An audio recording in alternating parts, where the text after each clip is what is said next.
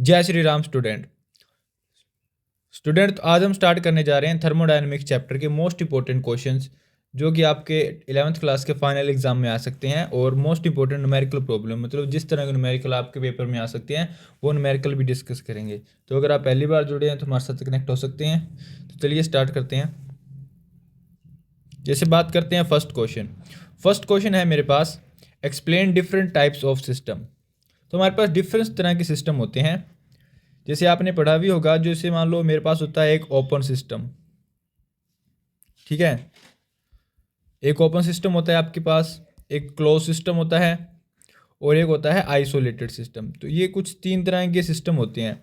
Open जिसके अंदर क्या हो, हमारे पास एनर्जी भी एक्सचेंज हो और क्या हो, मैटर भी एक्सचेंज हो रहा हो, जिसमें मैटर और एनर्जी और मैटर दोनों एक्सचेंज होते हैं, ठीक है, उसे हम बोलते हैं ओपन सिस्टम। और क्लोज सिस्टम जिसके अंदर एनर्जी एक्सचेंज होती है, मैटर एक्सचेंज नहीं होता, ठीक है, ओनली एनर्जी एक्सचेंज होगी, मैटर एक्सचेंज नहीं होगा, उसे हम बोलते हैं क्लोज सिस्टम। और आइसोलेटेड में ना ही एनर्जी एक्सचेंज होती है ना ही मैटर, इन दोनों में से ये दोनों ही एक्सचेंज नहीं होते, उसे हम बोलते हैं आइसोलेटेड सिस्टम। ओपन सिस्टम है, जैसे आप मान लो कोई भी बर्तन में आप पानी गर्म कर रहे हो, वो ओपन सिस्टम है। उसी बर्तन को आप ऊपर से ढक दो, क्लोज कर दो, तो वो क्या हो गया, क्लोज सिस्टम। अगर मान लो आप ऐसे बर्तन में पानी गर्म कर रहे हो जिसमें ना तो वो वाटर वेपर बाहर जा रही है ना ही हीट बाहर जा रही है, दैट मीन्स वो क्या है, आइसोलेटेड सिस्टम। जैसे आप सिंपल थर्मोस की बात कर सकते हैं आप, या तो ये थे डिफरेंट टाइप्स ऑफ सिस्टम्स। उसके बाद बात करते हैं हम, what are the extensive and intensive property, explain with example. तो हमने नेक्स्ट बताना है हमारे पास एक्सटेंसिव प्रॉपर्टीज क्या होती हैं। याद रखना, जो एक्सटेंसिव प्रॉपर्टी वो प्रॉपर्टी है जो डिपेंड करती है हमारे पास किस पर, अमाउंट पर। जो प्रॉपर्टी डिपेंड किस पर करती है, अमाउंट पर डिपेंड करती है, उसे हम एक्सटेंसिव बोलते हैं। और जो इंटेंसिव प्रॉपर्टी वो प्रॉपर्टी होती हैं जो कि अमाउंट पे डिपेंड नहीं करती, नॉट डिपेंड अपॉन अमाउंट। तो इंटेंसिव प्रॉपर्टी अमाउंट पे डिपेंड नहीं करती, एक्सटेंसिव प्रॉपर्टी अमाउंट पे डिपेंड करती है। अब जैसे इसमें पूछा गया है, आप इसमें डेफिनेशन कैसे लिखेंगे, the property of a system which depends upon amount is called extensive and which do not depend upon the amount is called intensive. अब एक्सटेंसिव की एग्जांपल है मेरे पास, जैसे मास हो गया, वॉल्यूम, ठीक है, और जो हमारे पास ये तो एक्सटेंसिव एग्जांपल होगी, साइज, सरफेस एरिया, ठीक है, ये सब क्या है, एक्सटेंसिव एग्जांपल हैं। बात करता हूँ अगर इंटेंसिव, तो इंटेंसिव में हमारे पास प्रॉपर्टी आ गई, जैसे हम बोल सकते हैं डेंसिटी। डेंसिटी हमारे पास इंटेंसिव है। टेम्परेचर, ठीक है, प्रेशर, ये क्या है, लगभग इंटेंसिव प्रॉपर्टीज़ हैं जो कि अमाउंट पे डिपेंड नहीं करती है। अब डेंसिटी मान लो आप 1 लीटर वाटर लो या 1000 लीटर लो, सेम ही उसकी डेंसिटी, ठीक है। टेम्परेचर आप अपने एरिया के अंदर कहाँ मर्जी नोट करो, टेम्परेचर लगभग सेम ही रहेगा, वो अमाउंट पे डिपेंड नहीं करता है, ठीक है स्टूडेंट्स। तो ये कौन सी हैं, इंटेंसिव प्रॉपर्टीज़ हैं। ये सेकंड क्वेश्चन हो गया। फिर बात करते हैं थर्ड क्वेश्चन में पूछा गया है, explain different types of process. अब हमारे पास जो सिस्टम होता है ना, सिस्टम के अंदर डिफरेंट टाइप्स ऑफ प्रोसेसेस होते हैं। जैसे सिस्टम थे हमारे पास कौन सा, ओपन, क्लोज, आइसोलेटेड, वैसे प्रोसेस भी हैं। कोई भी स्टेट अनदर स्टेट में चेंज होती है तो उसमें एक प्रोसेस काम करता है। जैसे मान लो एक ऐसा प्रोसेस है जिसके अंदर टेम्परेचर कांस्टेंट हो, उसे हम क्या बोलते हैं, आइसोथर्मल प्रोसेस। कौन सा, आइसोथर्मल प्रोसेस। तो आइसोथर्मल प्रोसेस में डेल्टा टी क्या होता है, जीरो, दैट मीन्स हम बोल सकते हैं टेम्परेचर क्या है उसमें, कांस्टेंट है, उसे हम आइसोथर्मल प्रोसेस बोलते हैं। सेकेंड हमारे पास है एडियाबैटिक। एडियाबैटिक प्रोसेस कौन सा होता है, जिसके अंदर क्या हो, हीट क्या हो, कांस्टेंट रहे, मतलब चेंज इन हीट क्या हो, जीरो हो। एक ऐसा प्रोसेस जिसके अंदर हम कोई भी स्टेट चेंज करें तो इसमें हीट क्या रहे, कांस्टेंट रहे, उसे हम बोलते हैं एडियाबैटिक प्रोसेस। फिर होता है हमारे पास नेक्स्ट, और जो हमारे पास आइसोबैरिक प्रोसेस होता है, उसके अंदर हमारे थर्ड प्रोसेस है आइसोबैरिक प्रोसेस, जिसके अंदर क्या होता है, प्रेशर कांस्टेंट होता है। दैट मीन्स प्रेशर हमारे पास क्या है, कांस्टेंट है, तो हम बोल सकते हैं change in pressure, delta P V क्या होगा, जीरो होगा। एक ऐसा प्रोसेस जिसके अंदर क्या हो, टेम्परेचर प्रेशर कांस्टेंट रहे, उसे हम आइसोबैरिक प्रोसेस बोलते हैं। और अगर कोई प्रोसेस है, फिर हमारे पास नेक्स्ट है आइसोकोरिक इफेक्ट। अब आइसोकोरिक प्रोसेस होता है, उसके अंदर हमारे पास वॉल्यूम कांस्टेंट रहती है, क्या, वॉल्यूम कांस्टेंट रहती है। इस तरह के प्रोसेस को हम बोलते हैं आइसोकोरिक प्रोसेस, जिसके अंदर डेल्टा वी की वैल्यू क्या रहे, जीरो रहे, जिसमें वॉल्यूम चेंज क्या है, जीरो हो, दैट मीन्स वॉल्यूम कांस्टेंट है, उसे हम आइसोकोरिक प्रोसेस बोलते हैं। ये थे डिफरेंट टाइप्स ऑफ प्रोसेसेस। जिनमें हम कोई भी कंडीशन है उसको हम फिक्स कर देते हैं। और बट इसके अंदर एक प्रोसेस और भी है जिसे हम बोलते हैं रिवर्सिबल प्रोसेस। रिवर्सिबल में क्या होता है, जिसके अंदर डायरेक्ट कंडीशन क्या हो, हम कोई भी स्मॉल चेंज करें तो वो रिवर्स हो जाए। और एक हमारे पास साइक्लिक, जैसे मान लो ए से बी बना और बी से सी बना तो सी से वापस ए बन जाए, उसे हम बोलते हैं साइक्लिक प्रोसेस। ठीक है, तो रिवर्सिबल और साइक्लिक प्रोसेस भी आप कर लीजिएगा। नेक्स्ट क्वेश्चन है हमारे पास, व्हाट इज इंटरनल एनर्जी। तो इंटरनल एनर्जी क्या होती है। तो इंटरनल एनर्जी क्या होती है, इंटरनल एनर्जी क्या है, sum of all forms of energy in a system. कोई भी सिस्टम के अंदर जितनी भी डिफरेंट फॉर्म्स की जो एनर्जी होती है, उन सभी एनर्जीज का अगर हम सम करते हैं, ठीक है, उसको हम बोलते हैं इंटरनल एनर्जी। जैसे आप खुद को सपोज कर सकते हैं आपके अंदर जितनी भी टाइप की एनर्जी है, काइनेटिक हो, पोटेंशियल हो, ठीक है, तो जितनी एनर्जी का जो आप सम करेंगे, टोटल एनर्जी निकालेंगे, उस टोटल एनर्जी को any system is called internal energy of system. ठीक है स्टूडेंट्स। और चेंज क्या होता है, जैसे मान लो चेंज इंटरनल एनर्जी क्या होगी, मैं अगर कोई भी रिएक्टेंट है उसको चेंज करता हूँ प्रोडक्ट के अंदर, तो मान लो इधर इंटरनल एनर्जी क्या है, इसको हम यू से डिनोट करते हैं कैपिटल। तो मान लो इधर यू आर है, इधर क्या है यू पी है, तो मैं यू पी से मैं अगर यू आर माइनस करूँ तो कितनी इंटरनल एनर्जी चेंज हुई है एक रिएक्टेंट को प्रोडक्ट बनते time, that is called change in internal energy. ठीक है, अब अगर ये इंटरनल एनर्जी हमारे पास अगर मान लो पॉजिटिव है दैट मीन्स हमारे पास जो पॉजिटिव है इसका मतलब है प्रोडक्ट की एनर्जी क्या है, ज़्यादा है रिएक्टेंट से। ठीक है, और मान लो नेगेटिव है तो प्रोडक्ट की एनर्जी क्या है, लेस देन है रिएक्टेंट से। तो ये आप नोट कर लीजिएगा। हमारे पास what do you mean by heat, heat क्या होती है। तो हीट जो हमारे पास है, जो ये हीट है ना हमारे पास, it is the exchange of energy, exchange of energy है बिटवीन कोई भी दो सब्सटेंस हो सकते हैं। ठीक है, the exchange of heat between system and surrounding. ठीक है, मान लो कोई भी दो सब्सटेंस हो सकते हैं, दो कंपाउंड या कोई दो सिस्टम है, उनके बीच में जो हीट चेंज हो रही है, ठीक है, एट मतलब उनके बीच में क्या है, जो एनर्जी एक्सचेंज हो रही है, sorry, exchange of energy between two substances या टू सिस्टम्स की बात करते हैं, एट डिफरेंट टेम्परेचर। अगर वो हों एट ए डिफरेंट टेम्परेचर पर हों, वो इस पर हों दो डिफरेंट टेम्परेचर, मान लो एक कोल्ड है एक हॉटर है, तो जो हीट है वो हॉटर टू कोल्ड की तरफ जाएगी। ठीक है, जैसे एग्जांपल में दिखाया गया है, जैसे ए पार्ट में exchange of heat between system and surrounding when temperature of system decreases. तो अगर मान लो सिस्टम हॉटर है, जैसे मान लो आपकी बॉडी हॉटर है, तो अभी वो ठंड के अंदर क्या है, हीट रिलीज कर रही है बाहर, जिसके कारण वो क्या हो रही है, उसका टेम्परेचर डिक्रीज हो रहा है। तो हम बोल सकते हैं जो हीट है वो जो हॉटर सिस्टम से कहाँ जा रही है, बाहर जा रही है। अगर मान लो आपका सिस्टर कोल्ड है, जैसे गर्मी में क्या होता है, सराउंडिंग का टेम्परेचर ज़्यादा होता है, अपनी बॉडी का टेम्परेचर क्या होता है, टेम्परेचर कम होता है, तब हम हीट एब्जॉर्ब करते हैं, तब हमें क्या लगती है, गर्मी लगती है। यही है हमारे पास हीट। ठीक है, एक तो अगर मान लो सिस्टम हमारे पास कोल्ड है तो हीट सिस्टम के अंदर एंटर होगी, तो ये कंसेप्ट होता है हीट का।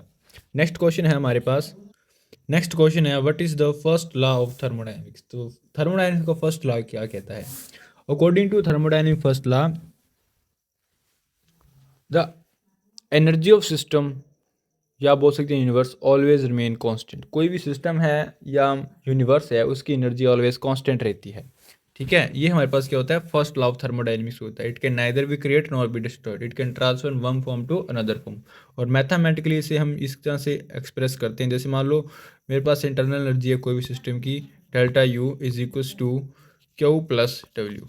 अब यहाँ पे ये डेल्टा यू क्या है, चेंज इंटरनल एनर्जी है, क्यू क्या है, हीट गेन बाय सिस्टम या लूज बाय सिस्टम, और ये क्या है, work done on the system और work done by the system. यही होता है हमारे पास फर्स्ट लॉ ऑफ थर्मोडायनेमिक्स, जिसके अंदर टोटल एनर्जी क्या रहती है, कांस्टेंट रहती है। ठीक है, नेक्स्ट क्वेश्चन है हमारे पास, एक न्यूमेरिकल दिया गया है, हमें वर्क डन निकालना है। ये वर्क डन के बेस्ड के ऊपर क्वेश्चन है, जैसे वर्क डन का फार्मूला हमने थ्योरी क्लासेस में किया था। तो नेक्स्ट क्वेश्चन है न्यूमेरिकल में हमें पूछा गया है कि अ गैस ऑब्जॉर्व, एक गैस है वो 120 जूल ऑफ हीट ऑब्जॉर्व करती है and expand against the external pressure of 1.10 atm from a volume 0.5 litre to 2 litre. मान लो एक गैस है वो 120 जूल हीट एब्जॉर्ब करती है और एक्सपेंड कर जाती है हाफ लीटर टू 2 लीटर। तो हमें बताना है what is the change in internal energy, और हमें दिया गया 1 लीटर एटीएम जो हमारे पास वर्क होगा वो किसके इक्वल है, 101.3 जाउल्स के इक्वल। तो ये क्वेश्चन करते हैं अभी। तो सबसे पहले इस क्वेश्चन में हमें निकालना होगा वर्क डन। पहले जो दिया गया है वो हम नोट कर लेते हैं। इसके अंदर हमें क्यू दिया गया है, क्यू हीट एब्जॉर्ब्ड, जो प्लस के अंदर होगी, मतलब बस प्लस 120 जाउल हो गया, ठीक है। फिर हमें दिया गया है change in volume, V initial हमें दिया गया है 0.5 लीटर और वी फाइनल हमें दिया गया है 2 लीटर। ये आप पहले नोट कर लीजिएगा। अभी ये दोनों मैंने नोट कर लिए। मुझे इनिशियल हम निकाल लेते हैं change in volume. Change in volume क्या होगा, 2 माइनस 0.5, तो आंसर आएगा इसका 1.5 लीटर। तो ये चेंज इन वॉल्यूम आ गया। अभी हम चेंज इन वॉल्यूम निकालने थे, हम पहले निकालते हैं वर्क डन। तो वर्क डन क्या होता है हमारे पास, हमने किया था W is equal to minus change in volume, ठीक है। ये हमारे पास वर्क डन है। तो पहले मैं वर्क डन निकाल लेता हूँ। तो यहाँ पे प्रेशर कितना दिया था, 1.10 ATM, ठीक है। माइनस के अंदर हम यूज माइनस लिखा हुआ है, इनटू चेंज इन वॉल्यूम कितना है 1.5। अब इन दोनों को सोल्व करता हूँ तो मेरे पास आंसर आएगा 1.650। और देखो ये तो हो गया वॉल्यूम लीटर में है और लीटर ATM इसका आंसर आ गया। अभी क्वेश्चन के अंदर माइनस में ये आंसर आएगा।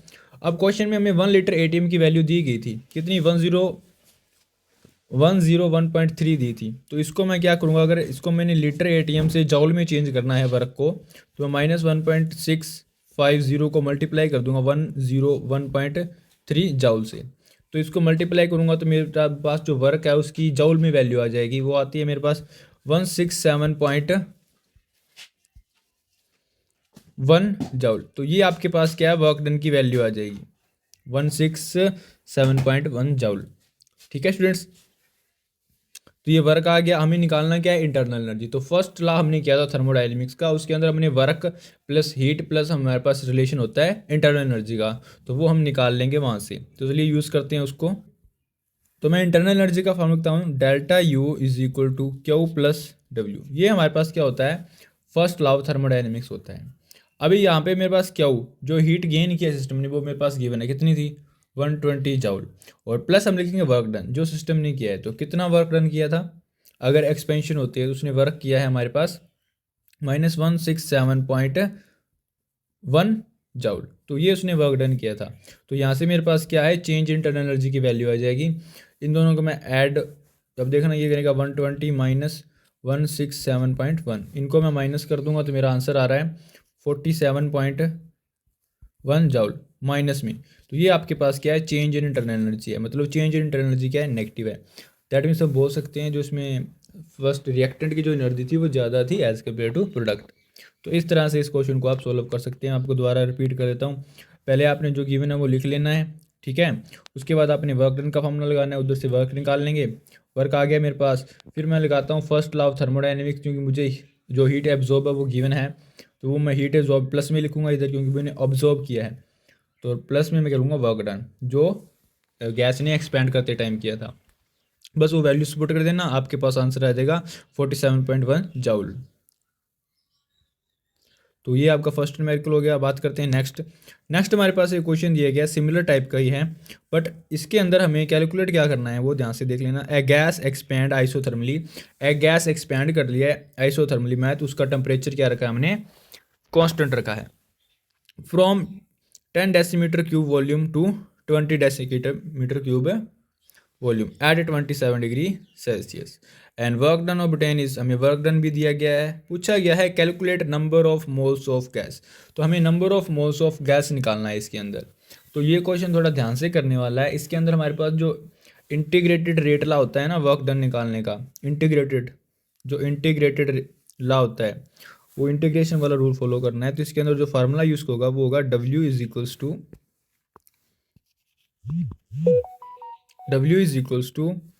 -2.303 nRT log।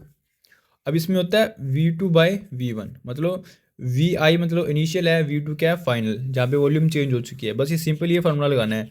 तो 2.303 ऐसे ही, R की वैल्यू अगर एनर्जी के टर्म में यूज़ कर रहे हैं तो 8.314 यूज़ करेंगे, ठीक है। टेम्परेचर कैल्विन में यूज़ करना है, 27 दिया था तो इसके अंदर 273 ऐड कर देना, तो कितना बढ़ेगा 300, इनटू हम किसको लॉग को लिख लेंगे। तो log V2/V1 मतलब 20/10, तो ये बना log 2 बन गया। अब log 2 की वैल्यू आपको याद है, तो W इज इक्वल्स टू, अब W की वैल्यू भी गिवन है, यहाँ पे हमें n नहीं लिखा मैंने, इसमें n भी मल्टीप्लाई में आएगा, ठीक है। इस n की वैल्यू आपने निकालनी है, W की वैल्यू गिवन है आपके पास, ठीक है। तो जो ये W है इसकी वैल्यू तो हमें गिवन ही है, वो मैं लिख लेता हूँ। अब W की वैल्यू कितनी गिवन थी, 4.620 किलो जॉल थी, उसको हम जॉल में कन्वर्ट कर लेंगे, तो ये कुछ ऐसे बन जाएगा 4.620 इंटू 10⁻³ इज इक्वल टू, हमारे पास बनेगा -2.303, इधर आएगा R की वैल्यू 8.314 इंटू हमारे पास 300, ठीक है, इंटू में इसके साथ पड़ा है हमारे पास log 2। अब log 2 की वैल्यू क्या होती है, 0.3010, और मल्टीप्लाई में n भी पड़ा था, तो मैं n की वैल्यू निकाल लेता हूँ, तो वो बना 4.620 इंटू 10⁻³ इसको डिवाइड कर देता हूँ, -2.303 इंटू 8.314 इंटू 300, इसको सॉल्व करेंगे तो आपकी जो है n की वैल्यू आ जाएगी, जो n की वैल्यू आ रही है वो अप्रोक्सीमेट आ रही है 2.6 समथिंग। तो इसे आप नोट कर लीजिएगा न्यूमेरिकल को। मूव करते हैं नेक्स्ट टॉपिक की तरफ। नेक्स्ट हमें ड्राइव करना है CP माइनस CV, तो ड्राइव मेयर्स फार्मूला जिसको हम CP माइनस CV बोलते हैं। सिंपली इसके अंदर आपने दो फार्मूले यूज़ करनी है, एक constant heat, specific heat at constant volume, और स्पेसिफिक एट कांस्टेंट प्रेशर। तो पहले आपने क्या लेना है, एट कांस्टेंट वॉल्यूम निकाल लेंगे, एट कांस्टेंट प्रेशर वाला एक्सप्रेशन लिख लेना कुछ इस तरह से, ठीक है। ये दो एक्सप्रेशन लिखे हुए हैं, QV is equal to CV into DT is equal to change in internal energy, and QP is equal to CP into delta T is equal to change in enthalpy. अब ये दोनों एक्सप्रेशन आपको याद होने चाहिए। फिर क्या करना है, the difference between CP and CV can be drive from the ideal gas equation. तो हमारे पास अगर मैं लिखता हूँ कोई भी आइडियल गैस इक्वेशन, मान लो डेल्टा H जो इंथैल्पी का रिलेशन होता है इंटरनल एनर्जी और वर्क डन के साथ, वो यूज़ करेंगे। तो delta H is equal to change in internal energy plus work done होता है, तो delta H is equal to DU plus, अब यहाँ पे जो PV है, PV को हम लिख सकते हैं nRT, तो N की वैल्यू नंबर ऑफ मोल्स 1 है, तो सिंपल RT बना। अब हम R तो हमारे पास कांस्टेंट है, चेंज क्या हो सकता है, टेम्परेचर, तो हमने लिख दिया RT लिख दिया, तो R डेल्टा T बना plus DU is equal to delta H है। अभी अगर बात करते हैं डेल्टा H और डेल्टा U, मैंने इक्वेशन नंबर ये जो आपको ऊपर बताई थी 1 और 2, ठीक है, इनमें से हमने क्या करना है, तो ऊपर वाले दोनों इक्वेशन में से DU और डेल्टा H की वैल्यू पुट कर देना, CV into delta T, CP into delta T। तो मैंने इधर DH की value CP into delta T और DU की value CV into delta T put कर दी है, और डेल्टा T सब में कॉमन है, कैंसिल आउट, तो ये बन गया CP minus CV is equal to R। ये सिंपल सा डेरिवेशन है, ये कर लेना, कई बार 2 मार्क्स में आ जाता है या 3 मार्क्स में भी, ठीक है। तो ये कर लीजिएगा आप। नेक्स्ट है हमारे पास व्हाट इज हैसला। अब हैसला क्या कहता है, हैसला कहता है मान लो कोई भी एक रिएक्शन है, उससे पहले A से क्या बना, B बना, ठीक है, फिर बोलता है B से मेरे पास क्या है, C बना, ठीक है, फिर बोलता है C से मेरे पास क्या बना, D बना। ये बोल रहा है मान लो इधर इंथैल्पी H1, इधर इंथैल्पी H2 है, इधर इंथैल्पी H3 है। अगर मान लो इसी को मैं एक स्टेप में करूँ, A से सिंपल D बना लूँ, तो इधर इंथैल्पी H है। हैसला क्या कहता है कि जो टोटल इंथैल्पी होती है ना, वो सम होती है सिंगल स्टेप्स की इंथैल्पी में, मतलब इसको बोलते हैं हैसला ऑफ कांस्टेंट समीशन, मतलब समीशन ऑफ हीट्स, मतलब जो 3 स्टेप की जो इंथैल्पी है वो सिंगल स्टेप की इंथैल्पी के इक्वल होती है अकॉर्डिंग टू हैसला। ये इसी को बोलते हैं हीट समीशन लॉ, ठीक है, मतलब सम कर देता है सभी हीट के इंडिविजुअल स्टेप्स की। तो नेक्स्ट है मेरे पास क्वेश्चन बेस्ड ऑन हैसला। अब हैसला के बेस्ड के ऊपर आपके एग्जाम में क्वेश्चन आ सकता है। सिंपल है, जैसे क्वेश्चन में पूछा गया है calculate enthalpy of formation of ethane from following data. हमें इथेन की फॉर्मेशन करनी है। इथेन क्या होता है हमारे पास, C2H6, ये इथेन है। इसकी फॉर्मेशन के लिए हमें डेल्टा H की वैल्यू निकालनी है, ठीक है। हमें कुछ डाटा दिया गया है इसकी हेल्प से। अब हमें 3 इक्वेशन दी गई हैं, ठीक है। अब जैसे मैथमेटिक में इक्वेशन दी जाती है, हम XYZ की वैल्यू निकालते हैं ना, सिंपल इसके अंदर हमारे पास हमने इथेन की एनर्जी की वैल्यू निकालनी है इन रिएक्शंस को यूज़ कर कर। अब इन कोई भी 2 रिएक्शन या 3 रिएक्शन को अब किस मर्जी तरह से यूज़ करें, चाहे उसको कोई कोफिशिएंट से डिवाइड करें या मल्टीप्लाई करें, ठीक है, उनको ऐड या सब्ट्रैक्ट करें, तो उनको ऐड सब्ट्रैक्ट या मल्टीप्लाई करके कांस्टेंट से आपने ओनली डेल्टा H की वैल्यू निकालनी है for the formation of methane. अब मीथेन बनता कैसे है, कार्बन प्लस हाइड्रोजन, हाइड्रोजन से। अगर मैं बात हूँ 2 कार्बन यूज़ करूँ और 6 मान लो कितने 3 मॉलिक्यूल यूज़ करूँ मैं हाइड्रोजन गैस के, ठीक है, तब जाके बनेगा। तो ये बनेगा C2H6,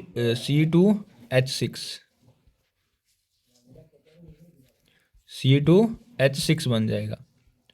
तो इसे आप कर लीजिएगा C2H6 को, ठीक है, जो 2 कार्बन प्लस 6 हाइड्रोजन कंबाइन करेंगे तो C2H6 बन जाएगा।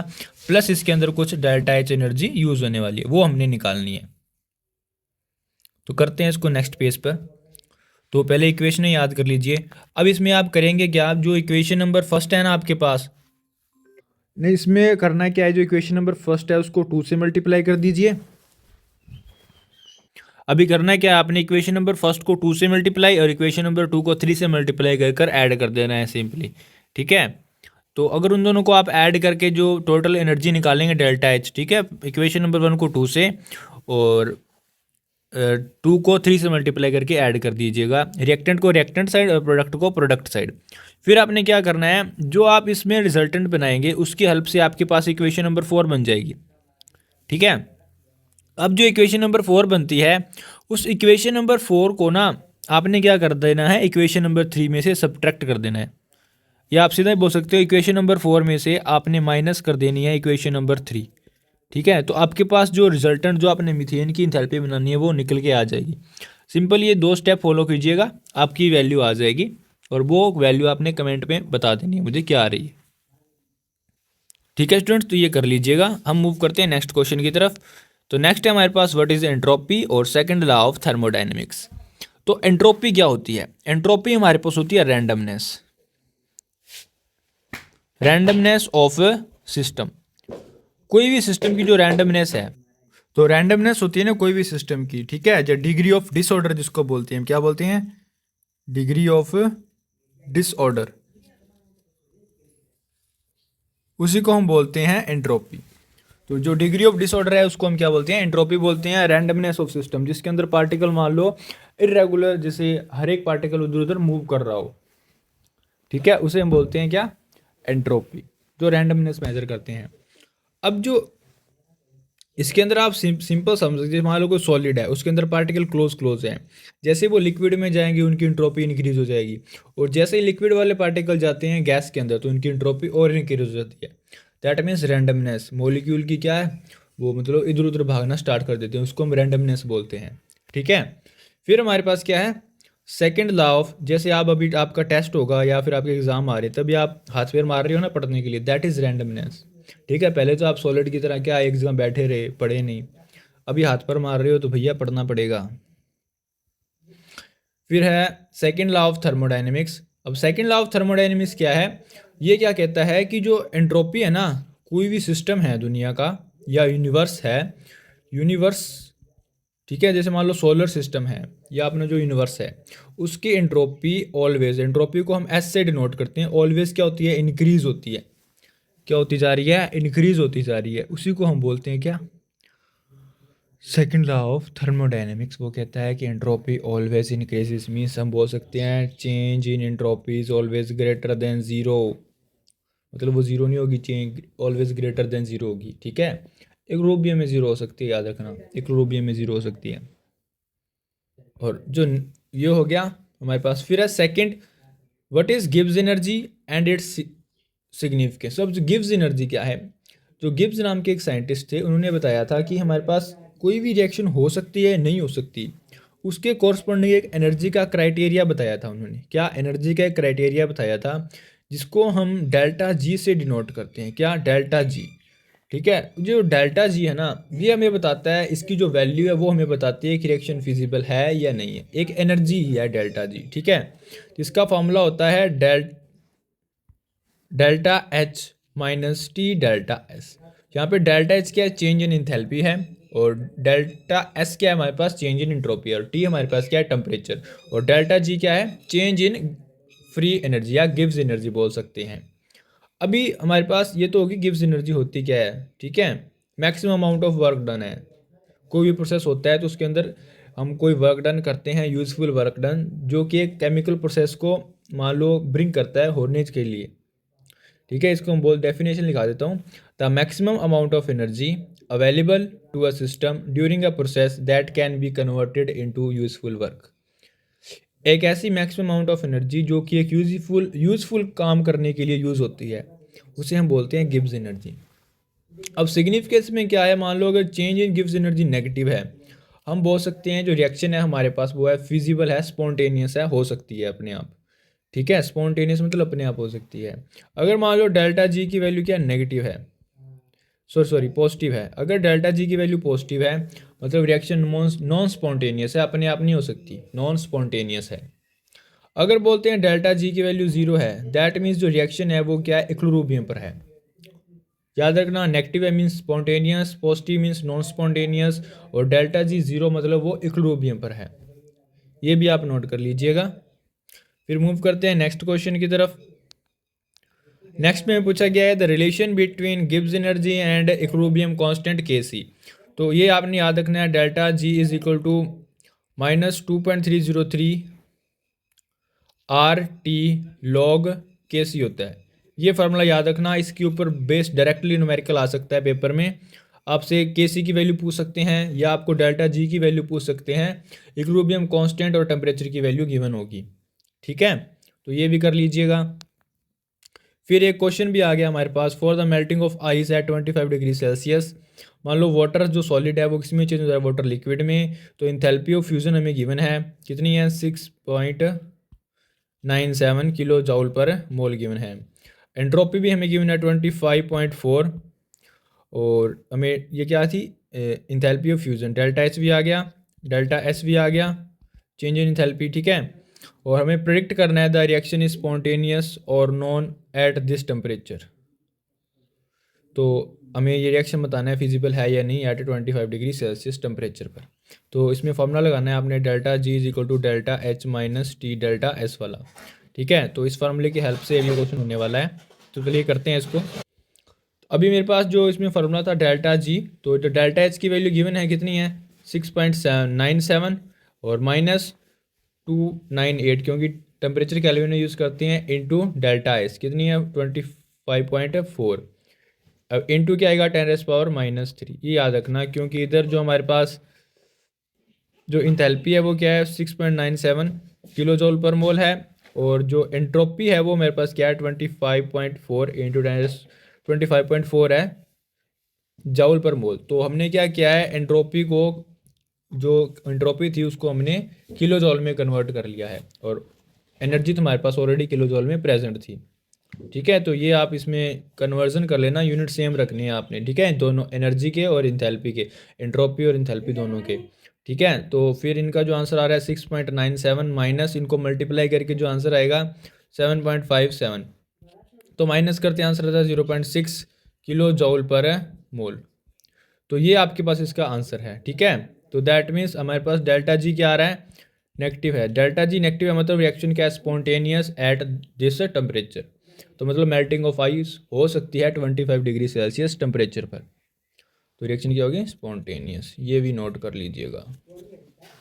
फिर एक नेक्स्ट क्वेश्चन और दिया गया है, enthalpy and entropy of changes of reaction are this and this. हमें क्या है, डेल्टा एच की वैल्यू दी गई है 40.63 किलो जॉल पर मोल। ठीक है, और हमें डेल्टा एस की वैल्यू दी गई है 108.8 किलो जॉल पर मोल। ठीक है, तो हमें क्या निकालना है, डेल्टा जी। तो पहले आप ये क्वेश्चन अपने आप करना। ठीक है, सिंपल जो पहले वाला फार्मूला लगाया था, टेम्परेचर दिया गया है, तो टेम्परेचर यहाँ पे 27 है, मतलब 300 केल्विन यूज़ करना है। तो ये क्वेश्चन आप सिंपल जो ये फार्मूला लगाया है, ठीक है, इस फार्मूले की हेल्प से कर सकते हैं, सिंपली हो जाएगा। और इसका आंसर आप कमेंट में बता देना मुझे क्या आ रहा है। ठीक है, फिर है मेरे पास नेक्स्ट क्वेश्चन कि calculate equilibrium constant for a reaction 400 kelvin temperature. हमें इक्विलिब्रियम कांस्टेंट की वैल्यू निकालनी है। एक रिएक्शन दी गई है NOCl, इक्विलिब्रियम पर है NO + Cl2 से। डेल्टा एच की वैल्यू गिवन है, डेल्टा एस की वैल्यू गिवन है। ठीक है, तो हमें निकालना क्या है, इक्विलिब्रियम कांस्टेंट। तो चलिए स्टार्ट करते हैं इस क्वेश्चन को करना। पहले हमें रिलेशन याद होना चाहिए, delta G is equals to -2.303 क्या होता है, RT log base 10 KC होता है। तो हमें क्या निकालना है, इधर KC निकालना है। ठीक है। तो हमें के सी निकालने के लिए पहले हमें चाहिए डेल्टा जी। डेल्टा जी गिवन नहीं है, तो पहले इस रिएक्शन का हम डेल्टा जी निकालते हैं, जो हमने पहले 2 क्वेश्चन किए हैं उसकी उस फार्मूले से। हम तो पहले डेल्टा जी निकालते हैं, तो delta H minus T delta S वाले फार्मूले से। तो जो डेल्टा जी निकालेंगे तो इसमें वैल्यू पुट कर देता हूँ मैं। डेल्टा एच की वैल्यू गिवन है, ये रही 77.2, और डेल्टा जहाँ पे देखना ना ये किलो जॉल में नहीं है, तो इसको किलो में कन्वर्ट करना होगा, और टेम्परेचर तो हमें गिवन ही है, तो 400 इंटू यहाँ पे आएगा 122 इंटू 10⁻³ आ जाएगा। ये याद रखना, इंटू 10⁻³, क्योंकि इसको किलो जॉल में कन्वर्ट करेंगे। तो फिर इसको सोल्व करेंगे तो आपके पास डेल्टा जी की वैल्यू आ जाएगी। तो जो आपके पास डेल्टा जी की वैल्यू आएगी इसकी, वो आ रही है, ये आएगा 77.2 माइनस कितना हो गया 400 इंटू 122 इंटू 10⁻³ था। अब इसको सॉल्व कर लीजिएगा तो आपका आंसर आएगा इसके अंदर 28.4 किलो जॉल पर मोल। ये आपके पास आंसर आ जाएगा। ठीक है स्टूडेंट्स, अब ये डेल्टा जी की वैल्यू आ गई है मेरे पास। तो अभी ये वाला फॉर्मूला आप लगा देना है, delta G is equal to -2.303 R T log K C. तो आप पहले लॉग के सी की वैल्यू सेपरेट कर लीजिए। लॉग के सी की वैल्यू क्या आएगी, माइनस डेल्टा जी, माइनस मैंने शिफ्ट कर दिया, डिवाइड बाई 2.303 आर टी। तो इस फार्मूले से पहले आप लॉग के सी की वैल्यू निकाल लीजिए। तो मैं क्या करता हूँ, इधर लॉग के सी की पहले वैल्यू निकालता हूँ। तो मैं डेल्टा जी की वैल्यू माइनस जो मैंने निकाली, कितनी निकाली थी 28.4 divided by 2.303 into R 8.314 into हमारे पास क्या आएगा टेम्परेचर, कितना कितना दिया गया था 400 केल्विन है। ठीक है, 400 है इधर, याद कर लीजिए। इसको आप सॉल्व करेंगे ना, सिंपली इसको आप सॉल्व कर लीजिएगा तो आपके पास इसका आंसर आएगा -3.708। तो ये लॉग के सी की वैल्यू आ गई। ठीक है, अभी इसको मैं थोड़ा अरेंज करके लिख लेता हूँ। ठीक है, तो आप सिंपल सीधे इसके लिख देना, K C is equal to antilog of -3.708। तो सिंपल इसका एंटी लॉग निकाल देना, आपके पास आंसर आ जाएगा। ठीक है, और एंटी लॉग वाली वीडियो मैंने अपलोड कर रखी है कि कैसे निकालना है, तो वो आप पहले जाके देख लीजिए, उसके बाद ये क्वेश्चन अटैम्प्ट करना। ठीक है स्टूडेंट्स, तो पहले वो देख लीजिए। फिर मेरे पास नेक्स्ट क्वेश्चन है, find out the equilibrium constant, and ये क्वेश्चन दिया गया है। ठीक है, and standard gives energy at this temperature. हमें डेल्टा जी की वैल्यू पता है, -13.6 किलो जॉल इंटू 10⁻³ में दिया गया है डेल्टा जी। टेम्परेचर हमें किया है 298 केल्विन। तो आपने सिंपल जो ये फार्मूला लगाना है, ठीक है, ये वाला फार्मूला लगा के आपने क्या कर लेना है, के सी की वैल्यू फाइंड कर लेनी है। तो इसका आंसर आप कमेंट में कर दीजिएगा करके मुझे आंसर। अच्छा क्वेश्चन है, ओनली आपने क्या है के सी की वैल्यू निकालनी है इसके अंदर। फिर मेरे पास है state third law of thermodynamics. तो थर्मोडायनेमिक्स का थर्ड लॉ क्या कहता है, according to third law of thermodynamics at absolute zero, ठीक है, दैट हम बोल सकते हैं 0 केल्विन पर, 0 केल्विन टेम्परेचर पर हमारे पास जो एंट्रोपी होती है ना सिस्टम की, उसको हम टेक करने हैं ज़ीरो ही लेके चलते हैं। एट 0 केल्विन हमारे पास एंट्रोपी है कोई भी सिस्टम की या कोई क्रिस्टलाइन सॉलिड की, तो हमारे पास क्या होती है, ज़ीरो होती है, उसको हम ज़ीरो लेके चलते हैं। यही होता है हमारे पास थर्ड लॉ ऑफ थर्मोडायनेमिक्स। फिर मैं आपको कुछ क्वेश्चन दे रहा हूँ, ये वाले क्वेश्चन है जो इंपॉर्टेंट है, ये अच्छी तरह से कर लीजिएगा आप। इसके अंदर हमने क्या है, वर्क डन निकाला है। वर्क डन के बाद क्या है, सिंपल जो हमने स्टार्टिंग में क्वेश्चन की थी उसके लेवल के हैं। ठीक है, ये भी कर लीजिएगा। ठीक है स्टूडेंट्स, तो मिलते हैं हम नेक्स्ट वीडियो के साथ, तब तक